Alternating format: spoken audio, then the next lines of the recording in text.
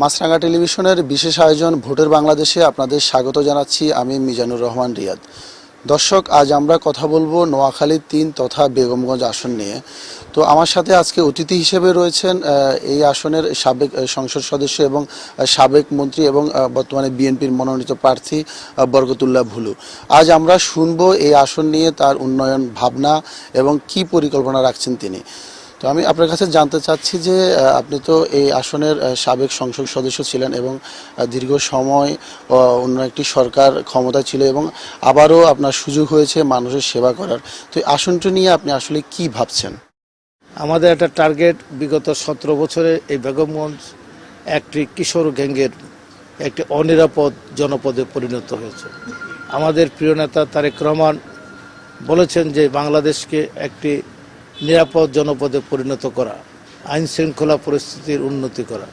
আপনি এই বেগমগঞ্জে কোনো দিন আমাদের সময় কোনো মাদক, কিশোর গ্যাং, কোনো মানুষের সন্ত্রাসী এই অবস্থা ছিল না। এখন যে কোনো জায়গায় মাদক পাওয়া যায়, যে কোনো জায়গায় কিশোর গ্যাংয়ের নামে সন্ত্রাসী, চাঁদাবাজদের উৎপাত, মানুষ খুব অতিষ্ঠ। আমাদের প্রধান কাজ থাকবে, আমাদের যদি আমরা ক্ষমতায় আসি আল্লাহর রহমতে, এই জনপদকে শান্তিপূর্ণ জনপদে করা, এই কিশোরগঞ্জ মাদক নিয়ন্ত্রণ করা, এখানে সম্পূর্ণরূপে নির্মূল করা, আর এখানে নতুন নতুন শিক্ষা প্রতিষ্ঠান করা। আমরা আগে যেটা করেছি, এখানে আপনার শহীদ প্রেসিডেন্ট জিয়া রহমান একটি এগ্রিকালচার ইনস্টিটিউট করেছে চৌরাস্তায়। এটা এগ্রিকালচার কলেজও করা যায়, ইউনিভার্সিটিও করা যায়। আমাদের টার্গেট আছে, আমরা আগে যেভাবে অনার্স করেছি, চৌমনি কলেজকে অন্যান্য শিক্ষা প্রতিষ্ঠান করেছি, আমাদের একটা মূল টার্গেট আছে এই এগ্রিকালচার ইনস্টিটিউটকে এগ্রিকালচার কলেজ এবং ইউনিভার্সিটি রূপান্তরিত করা। আর একটি মেডিকেল কলেজ হচ্ছে 500 বেডের, এটাকে 1000 বেডে উন্নত করে এই অঞ্চলের একটি স্বাস্থ্যসেবার হাব করা এই বেগমগঞ্জকে।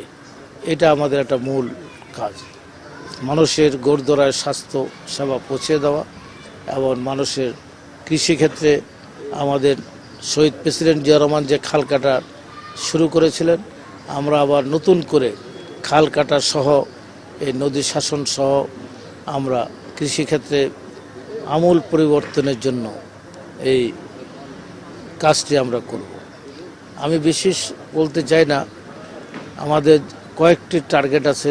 আপনারা দেখবেন আমাদের 8টি ফ্যামিলি কার্ড, মায়েদের জন্য, ফ্যামিলির একজন মায়ের জন্য ফ্যামিলি কার্ড, কৃষি কার্ড, তারপরে আপনার স্বাস্থ্য কার্ড, এভাবে অনেকগুলো উন্নয়নমূলক কর্মকাণ্ড আমরা ইতিমধ্যে ঘোষণা করেছি আমাদের দল থেকে। এই কাজগুলো করবে, আমরা এগুলোর সাথে সম্পৃক্ত হব এবং রাষ্ট্রকে একটি কল্যাণমূলক রাষ্ট্রে পরিণত করাই হলো আমাদের মূল উদ্দেশ্য। বিগত 17 বছরে অনেকে এখন প্রশ্ন করে যে ওনাকে তো দেখি নাই 17 বছরে।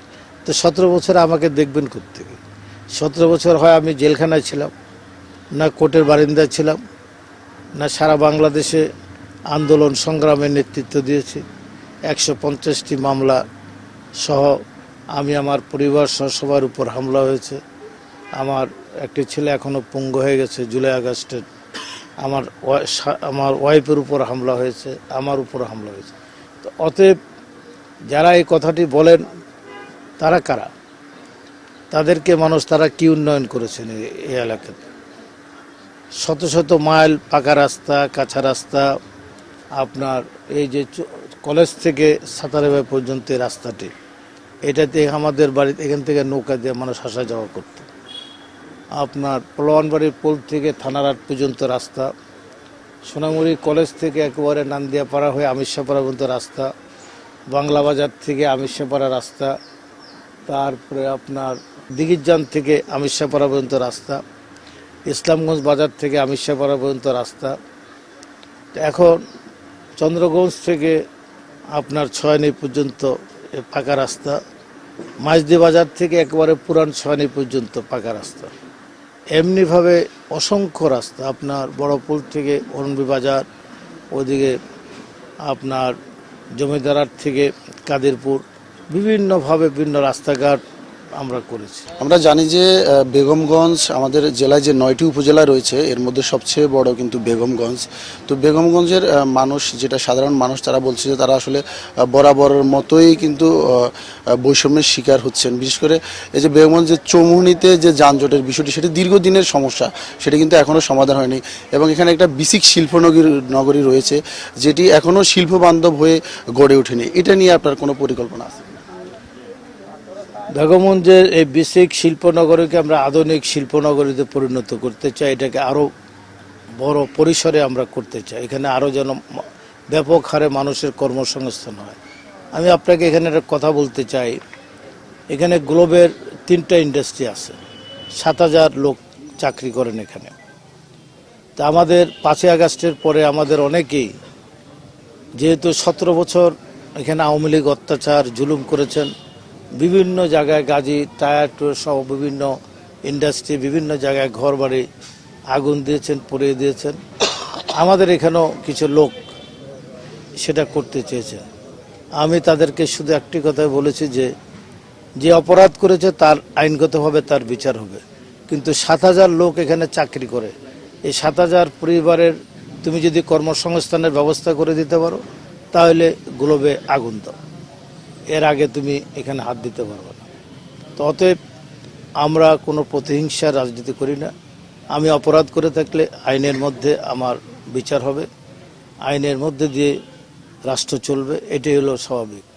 আমরা এখানে এই চৌমুহনীকে একটা আধুনিক বাণিজ্য নগরীতে পরিণত করা, যানজট মুক্ত করা এবং বেসিককে, বেগমগঞ্জকে আরও অনেক শিল্প এখানে নিয়ে আসা, এটা আমাদের একটা কর্মসূচি আছে। ইনশাল্লাহ আমরা এটা করতে পারবো। দর্শক, আমরা এতক্ষণ শুনেছিলাম বিএনপির কেন্দ্রীয় ভাইস চেয়ারম্যান, সাবেক সংসদ সদস্য, সাবেক মন্ত্রী এবং বর্তমানে নোয়াখালী 3 আসনের বিএনপি মনোনীত প্রার্থী বরকতুল্লাহ ভুলুর মুখে তিনি আসলে এই আসনটি নিয়ে কি ভাবছেন এবং কি পরিকল্পনা রেখেছেন। তো আসলে সাধারণ জনগণ যেটি বলছে যে আসলে তারা দীর্ঘদিন থেকে অনেক প্রত্যাশার কথা শুনেছেন, তবে এবার যারাই সরকার গঠন করবে তারা আসলে মানুষের প্রত্যাশা এবং মানুষের চাওয়া পাওয়া নিয়ে কাজ করবে, এমনটাই আশা করেছেন তারা। আবারও কথা হবে অন্য কোনো আসন নিয়ে, অন্য কোনো প্রার্থীকে নিয়ে। চলুন নির্বাচন সংক্রান্ত আরও খবর জানতে চলুন ফিরে যাই স্টুডিওতে।